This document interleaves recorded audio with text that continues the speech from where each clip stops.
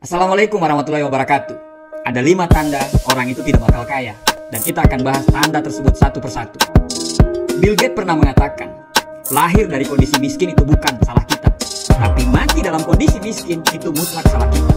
Banyak sekali orang yang sudah bekerja keras mati-matian, kepala jadi kaki, kaki jadi kepala, pergi pagi pulang petang, penghasilan pas-pasan, pinggang pegal-pegal, dan sudah kerja keras mati-matian, tapi tidak menghasilkan apa-apa. Pertanyaannya adalah, apakah kerja keras saja sudah cukup? Tidak cukup. Ya, bukan cuma kerja keras yang kita butuhkan, tapi kita punya kerja keras, kita punya kerja cerdas, dan kita punya kerja ikhlas. Kerja keras pakai otot, kerja ikhlas pakai hati, dan kerja cerdas pakai otak. Nah, sebagaimana seperti saya sebutkan di video terdahulu, yaitu video 5 tanda orang yang menjadi kaya, definisinya ada di atas, bahwa sukses itu berpola, gagal juga ada polanya. Jadi semua sudah bisa diprediksi dengan pola dan tingkah laku tersebut.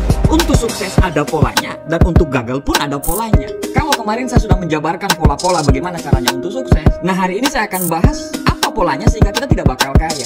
Nah, kalau Anda simak video ini baik-baik, ya insya Allah akan berubah hidup Anda nanti 1 atau 2 tahun yang akan datang. Tanda pertama, orang itu tidak akan bakal kaya adalah dia selalu menyalahkan orang lain. Sering sekali saya mendengar apabila ada orang yang gagal atau tidak sukses, dia menyalahkan situasi, dia menyalahkan orang tua saya sih tidak mendukung, pacar saya sih tidak mendukung, istri saya, suami saya yang tidak mendukung, negara, aturannya memang tidak benar, akhirnya saya tidak sukses, saya terlalu muda untuk melakukan itu, saya itu sudah terlalu tua untuk melakukan itu. Dan banyak sekali hal yang dia salahkan dari kegagalan dia tersebut. Dia selalu melimpahkan kesalahan kepada orang lain dari setiap kegagalan dia, dan dia menganggap bahwa dia itu korban. Ada ilustrasi menarik, ada 2 orang di penjara di tempat yang sama dengan 1 jendela yang bisa melihat keluar. Orang yang pertama apabila memandang keluar, dia selalu melihat bintang, dia selalu melihat pepohonan, dan dia tersenyum dengan pepohonan dan bintang tersebut.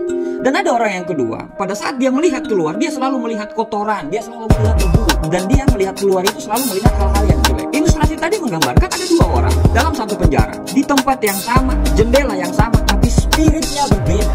Artinya, kemana fokus Anda pada saat terjadi kegagalan? Apa yang Anda fokuskan? Fokus dengan meratapi nasib, atau fokus untuk memperbaiki sesuatu untuk menjadi orang yang lebih baik di kemudian hari? Karena menyalahkan orang lain itu gampang sekali loh. Anak kecil pun bisa untuk menyalahkan orang, menyalahkan keadaan, menyalahkan situasi. Dan kenapa orang tersebut selalu menyalahkan orang lain dan menyalahkan situasi?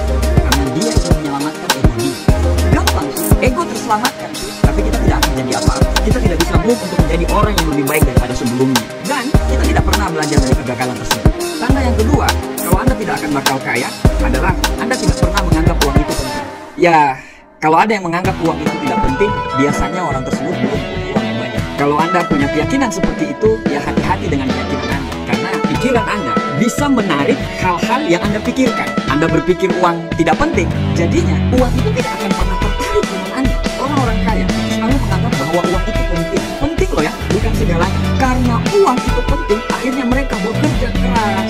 Mereka punya inovasi-inovasi yang luar biasa, sehingga mereka bisa menghasilkan uang yang banyak. Sedangkan apabila Anda menganggap uang itu tidak penting, akhirnya Anda akan kehilangan kreativitas. Apabila Anda bekerja seperti itu saja. Kenapa? Karena Anda sudah menganggap, Anda memblok pikiran Anda kalau uang itu tidak penting. Uang itu bukan nomor 1, tapi nomor 2 sampai ke nomor 100 itu butuh uang. Apa-apa di dunia ini kita butuh uang. Menyekolahkan anak kita di tempat yang terbaik kita butuh uang. Membeli sesuatu untuk istri kita butuh uang. Membahagiakan orang tua kita dengan membelikan rumah, membelikan uang, dan semua itu butuh uang. Semua butuh uang. Jadi kalau pada saat mindset Anda mengetahui bahwa uang itu tidak penting, maka Anda tidak akan pernah bekerja keras untuk mendapatkan hal tersebut. Bapak Ibu berpikir bodoh itu gratis, tapi Anda siap membayarnya dalam kehidupan nyata. Bapak Ibu, saat Anda mengatakan Anda lebih memilih kebahagiaan daripada uang, sebenarnya Anda lagi memilih mana yang lebih penting antara kaki dan tangan. Saat Anda mempercayai bahwa uang itu tidak penting, uang itu akan jauh dari Anda semuanya. Tanda ketiga Anda tidak akan bakal kaya adalah Anda membeli barang-barang yang tidak mampu Anda beli. Anda membeli barang-barang tersebut hanya karena ego untuk memperlihatkan kepada orang lain, supaya diapresiasi oleh orang lain, supaya diakui oleh orang lain. Beli barang-barang supaya terlihat kaya, terus dipertontonkan di media sosial, itu supaya orang lain itu jadi terkesan. Bahkan Anda bilang, saya ingin membuat orang-orang yang tidak suka sama saya terkesan dengan saya. Terus itu maksudnya apa? Buat apa kita meyakinkan mereka? Dengan kita mengeluarkan uang banyak, bahkan uang tersebut itu di luar dari kemampuan kita. Kita traktir teman di tempat yang mahal supaya dibilang, wah kita dermawan, kita hebat, dan kita semuanya. Padahal akhir bulan kita bayar kartu kreditnya keteteran.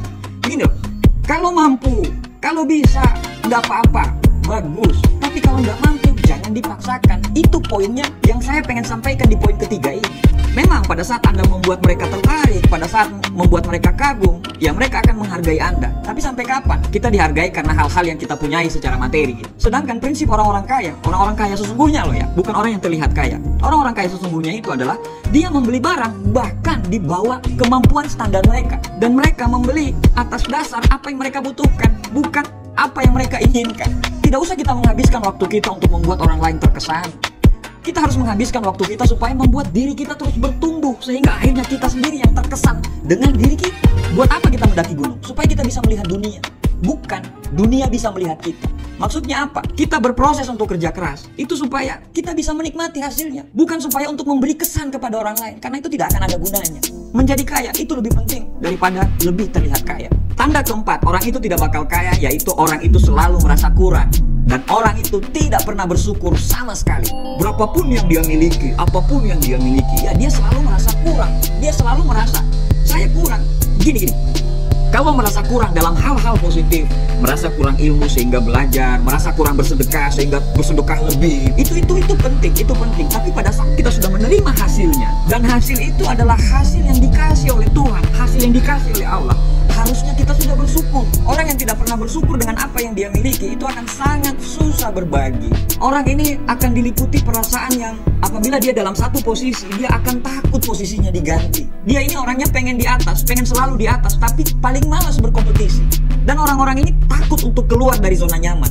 Mereka ingin berubah, tapi sikap dan tingkah laku mereka tidak pernah rubah sama sekali. Mereka terlalu takut untuk menghadapi dunia perubahan. Ingin kaya, tapi berpikiran sempit dan tidak mau keluar dari zona nyaman. Dan orang-orang ini adalah orang-orang yang paling pelit dengan sedekah, paling pelit dengan berbagi kepada orang lain. Padahal, kalau dalam konsep agama saya, makin banyak yang kita sedekahkan kepada orang, makin banyak yang kita kasih kepada orang, itu insya Allah makin banyak pula yang kita dapatkan. Jadi, salah satu syarat untuk kita bisa kaya yaitu kita jangan takut untuk berbagi ke orang lain, terutama ke orang tua kita, ke saudara-saudara kita, ke orang-orang terdekat kita. Dengan kita berbagi kepada orang lain, sehingga nanti baliknya ke kita, rezekinya ke kita, baik itu berupa kesehatan, kebahagiaan, umur yang panjang, itu akan balik ke kita lagi. Yang kelima, tanda-tanda orang itu tidak bakal kaya yaitu dia tidak terobsesi untuk hidup yang lebih baik. Dia tidak punya gairah hidup. Pokoknya ya begitu-begitu saja. Misalnya kalau dia bekerja, ya dia bekerja ya sesuai apa yang dia kerjakan saja.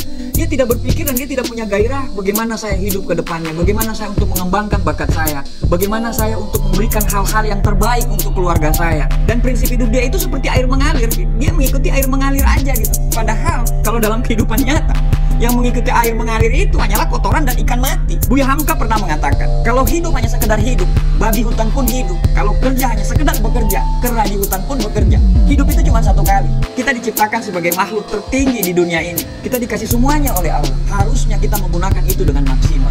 Kita bisa menjadi kebanggaan untuk anak-anak kita, untuk suami kita, untuk istri kita, untuk orang tua kita. Nah, Bapak Ibu sekalian, semoga sharing saya tentang 5 tanda orang yang tidak bakal kaya ini bisa bermanfaat bagi Anda semuanya. Dan semoga kita semua bisa bertumbuh menjadi orang yang lebih baik dari sebelumnya. Terima kasih. Assalamualaikum warahmatullahi wabarakatuh. Sukses buat kita semuanya.